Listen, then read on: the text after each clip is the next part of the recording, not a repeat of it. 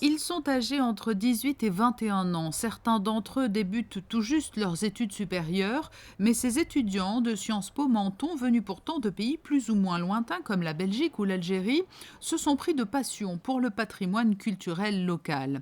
Sonia, Aubin ou encore Amine font partie d'un projet baptisé le plus grand musée de France.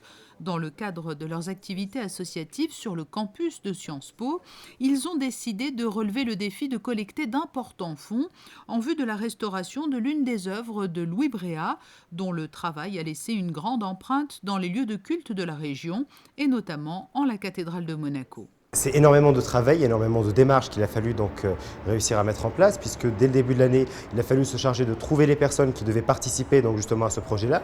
Donc ça a été ça a été sur l'appel à candidature que tout a été organisé, avec donc des lettres de motivation qui ont été demandées, des CV, donc un vrai travail là, de recherche et tout, qu'on a essayé de professionnaliser au possible. Ensuite, un dossier scientifique qui devait être remonté à Paris pour là encore présenter les œuvres que nous avions trouvées, l'intérêt historique ou culturel que chacune d'entre elles pouvait montrer. Et après, donc, avoir fait cette partie-là donc de recherche préalable, une fois l'œuvre sélectionnée, commence ensuite toute la partie mécénat, communication, recherche de sponsors, de personnes intéressées pour nous soutenir. Donc vraiment, là, énormément de travaux là encore, des budgets qu'il a fallu mettre en place, des sociétés qu'il a fallu contacter pour réussir à faire des devis et tout, donc toute une série là encore de démarches administratives.